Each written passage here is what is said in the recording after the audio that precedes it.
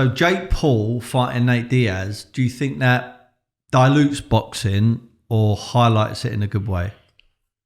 Listen, for the purists, yeah, I can understand people saying that obviously this is taking away like the prestige from the sport. But we have to say everything in life evolves, right? Without evolution, things don't grow. Everything changes. Where boxing was in the 1900s to where it is now is a completely different sport. There's rules around it. They're getting paid much more money. You know what I mean?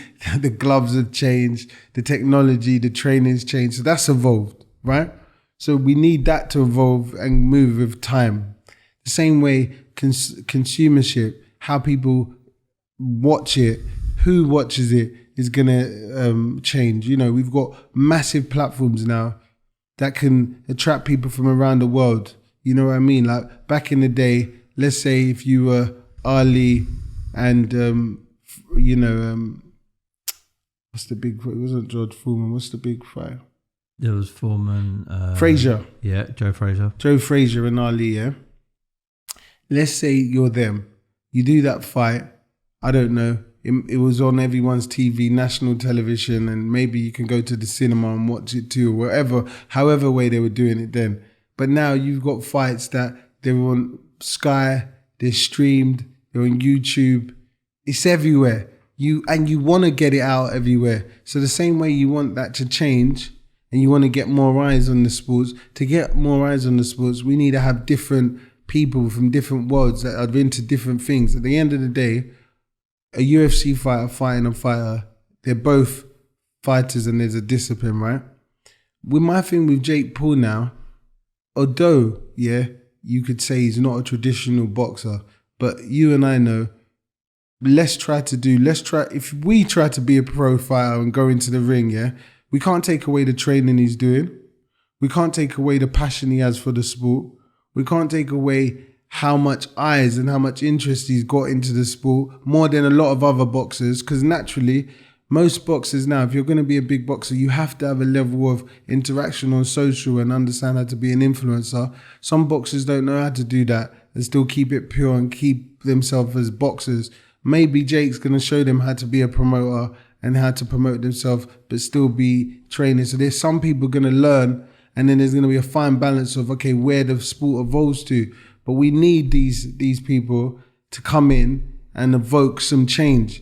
And so whatever he's doing, I feel the greater good, it's going to be a bigger reaction because more people are going to be into the sport, more eyes are going to be on it, and it's just going to bring more business to the sport. So my thing is, I understand, but listen, I'm maybe the wrong person to talk to because in everything for me, I always look at the capital, like the side and the eyes. It's about, we want these sports to become popular and you want them to, there to be more than one person that makes all the money in the business. You need it to be like, you need it to be opened up, you know what I mean? And you need it to be, there needs to be a monopoly, but then the monopoly needs to be able to spread around the whole scene. And I think the only way you can do that is by bringing in people like Jake Paul that's going to take it to another level. Without UFC, without Conor. They would say before when Conor came into UFC, he's not what a mixed martial art fighter does, or that's not how we do it in this sport. But he came in and took the game to another level. So my thing is, hats off to Jake Paul. Whoever's questioning what he's doing, you try to fight him, or you do the training and try to, you know what I mean? There's 100, and which I understand. Listen, there'll be loads of kids now that have been training all their lives, doing amateur, wanting to turn pro, and don't have the opportunity, right? And I get it, and they'll look at it and be like, well, he's come through and he's just literally gone straight like to the top of the table, you know what I mean? The top of the game. But the thing is, the same opportunity that he had, you have. You've got your phone. He had his phone and he used the world.